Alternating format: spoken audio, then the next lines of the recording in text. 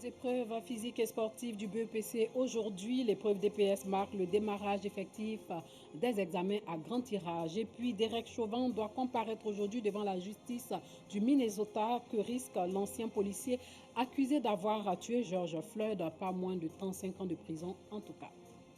Bonsoir et bienvenue dans le journal. Les épreuves d'éducation physique et sportive du BEPC démarrent ce jour. Elles vont s'achever le 19 juin prochain au lycée Mami Oufoué-Fété de Bingéville. Les candidats ont reçu des conseils d'usage. Pour le BEPC, ce sont au total 503 472 candidats qui vont composer dans 799 centres d'examen. Le reportage de Clément Boko. Lycée Mami Oufoué-Fété de Bingerville. En tenue de sport, ces élèves attendent leur convocation avant l'accès à l'établissement où ils doivent prendre part aux épreuves physiques et sportives du brevet d'études du premier cycle. L'éducateur ne m'a pas prévenu qu'on avait épreuve physique. Donc nous sommes arrivés sans notre badge. Maintenant, sans notre convocation, à notre arrivée, maintenant nous avons constaté qu'on doit tirer la convocation avant d'entrer. Au sein du lycée, les candidats sont regroupés par établissement. Avant le démarrage effectif des épreuves, le chef de centre donne quelques conseils d'usage aux candidats. Aujourd'hui, j'ai affaire aux écoles privées. Les parents font beaucoup de sacrifices pour que vous soyez là. Il s'agit aujourd'hui de faire plaisir à ces parents.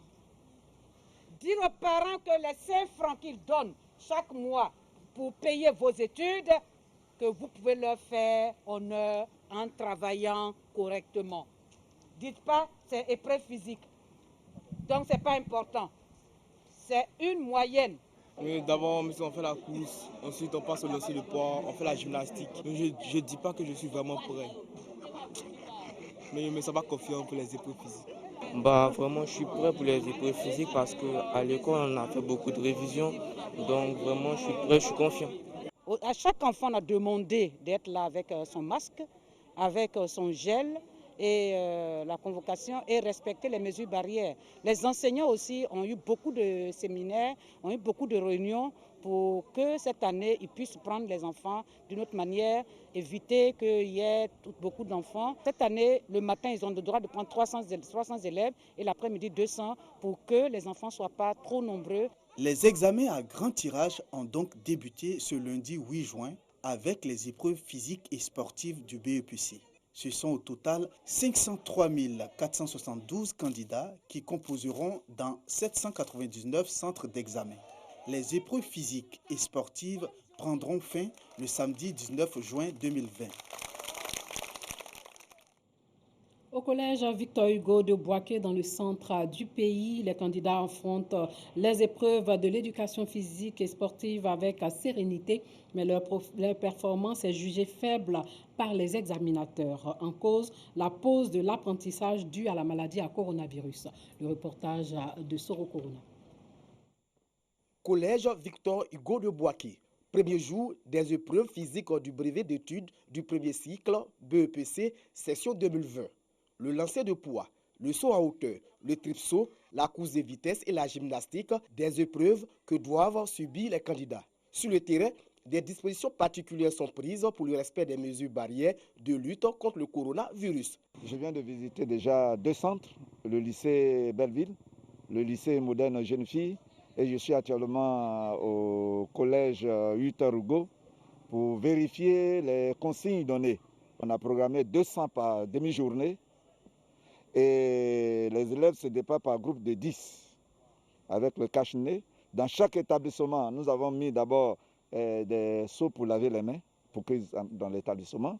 Il y a des gels qui sont prévus pour les candidats au niveau des lancers de poids. Avant de toucher, ils doivent se nettoyer d'abord les mains avant de prendre les poids.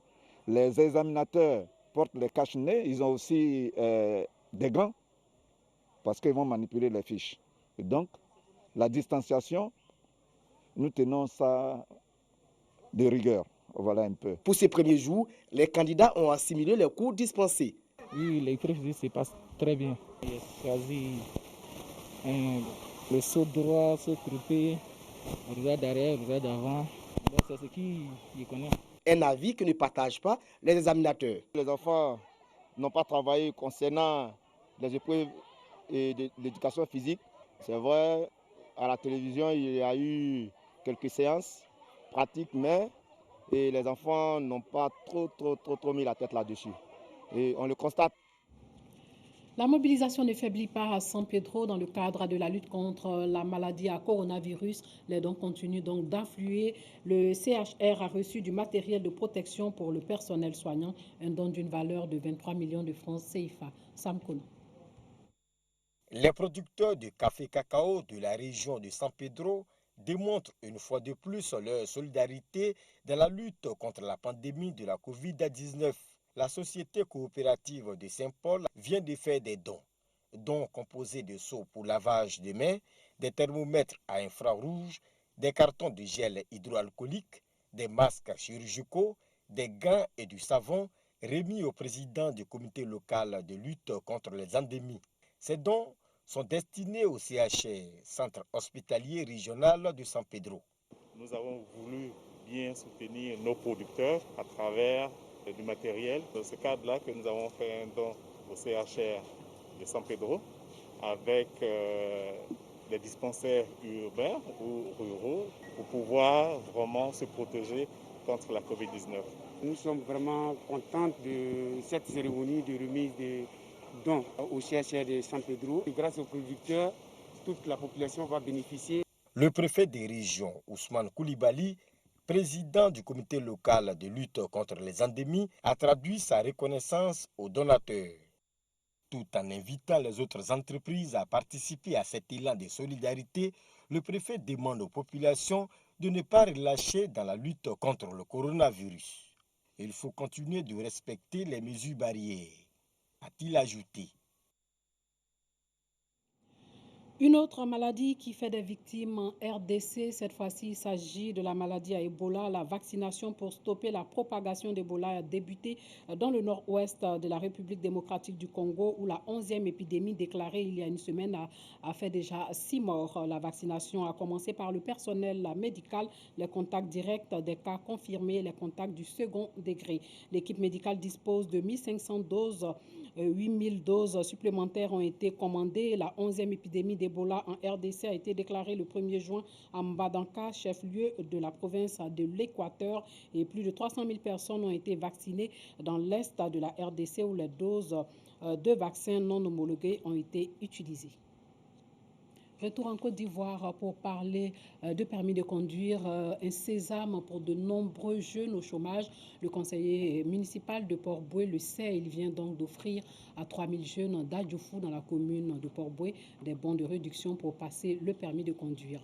Les postulants vont devoir débourser 70 000 francs CFA, tout frais compris l'obtention du permis au lieu de 170 000 francs. Le reportage de Clément Boko.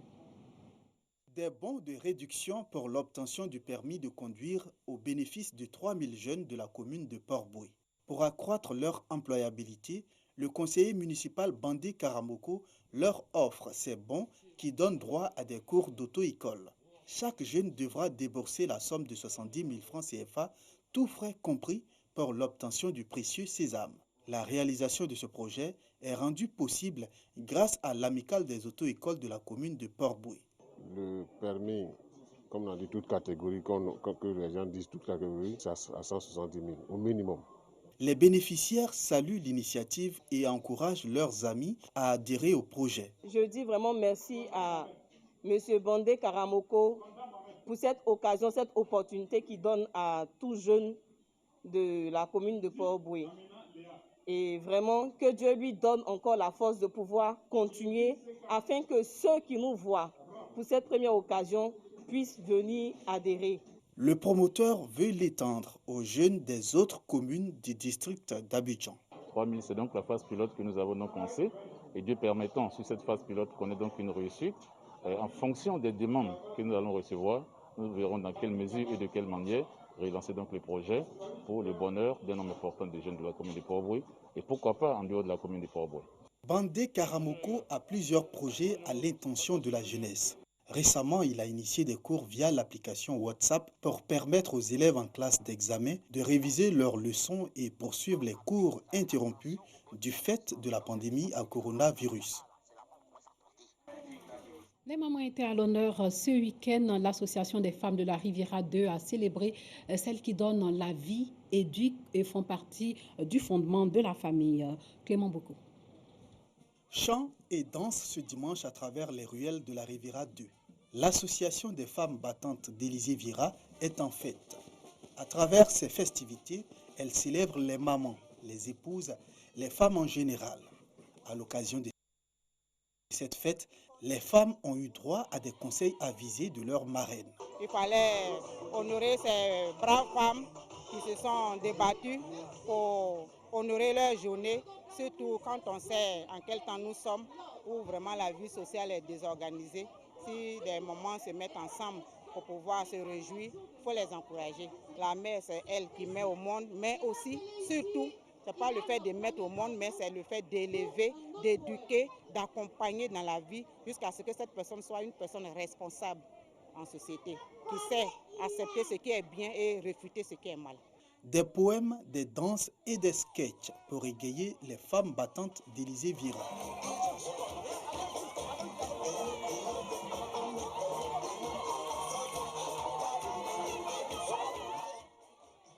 Pour chaque enfant, c'est l'occasion de témoigner son amour à sa génitrice.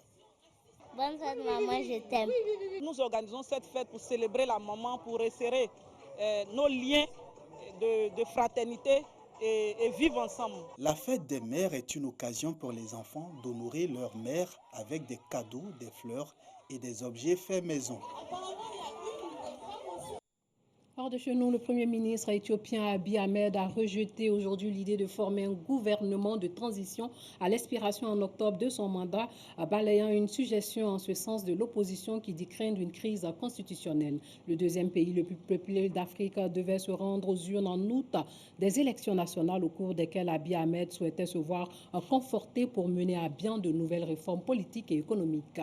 Mais la commission électorale a annoncé fin mars que l'épidémie de coronavirus rendait impossible l'organisation du scrutin à temps. Par conséquent, les élections ne pourront advenir avant la fin du mandat des députés qui expire début octobre, débouchant sur une situation délicate pour laquelle la Constitution n'offre pas de marche à suivre claire. Abiy a évoqué aujourd'hui un possible délai de quelques mois avant les élections. La commission électorale avait déclaré devant le Conseil qu'au moins 10 mois seraient nécessaires pour les préparer.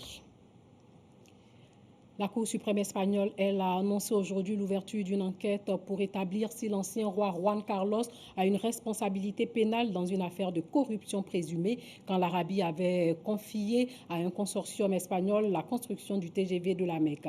La justice enquête sur ces faits depuis 2018, mais en vertu de l'immunité dont il bénéficie, seule la Cour suprême peut chercher à cerner la responsabilité de l'ancien monarque, aujourd'hui âgé de 82 ans et uniquement pour des faits commis après son abdication. Le quotidien suisse Tribune de Genève a affirmé depuis mars que Juan Carlos avait reçu en 2008 100 millions de dollars du roi Abdallah d'Arabie Saoudite sur un compte en Suisse d'une fondation panaméenne. Le même mois, le quotidien a rapporté que Felipe VI était également bénéficiaire de cette fondation. Après la publication de ces articles, Felipe VI a retiré à son père une dotation annuelle du Palais Royal évaluée à plus de 194 000 euros par an, puis il a annoncé qu'il renonçait à l'héritage de son père afin de préserver l'exemplarité de la couronne.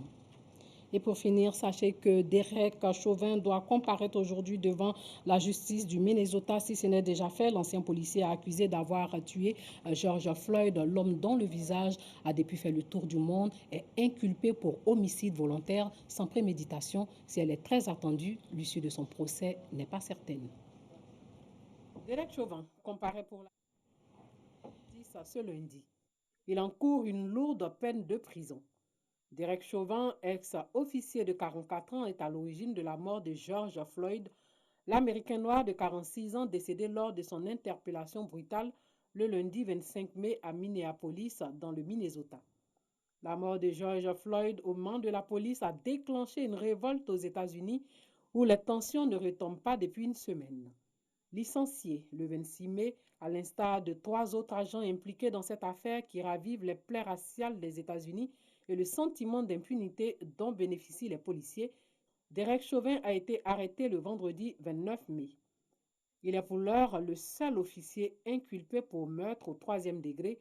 ce qui signifie sans intention de tuer et d'actes cruels et dangereux ayant entraîné la mort. Dans la police depuis 19 ans, l'ancien agent avait déjà été impliqué dans plusieurs incidents. Selon son dossier disciplinaire rendu public par la police du Minnesota, Derek Chauvin a fait l'objet de 17 plaintes formulées contre lui auprès des services de police. Une seule a donné lieu à des sanctions disciplinaires sous la forme de 2 lettres de réprimande. Le document ne décrit pas la nature des réclamations portées contre l'officier. Si Derek Chauvin venait à être inculpé selon les souhaits de la famille du défunt, il risquerait l'emprisonnement à perpétuité, la peine de mort étant abolie dans le Minnesota depuis 1911. Voilà, c'est la fin de ce journal. Merci de nous avoir suivis.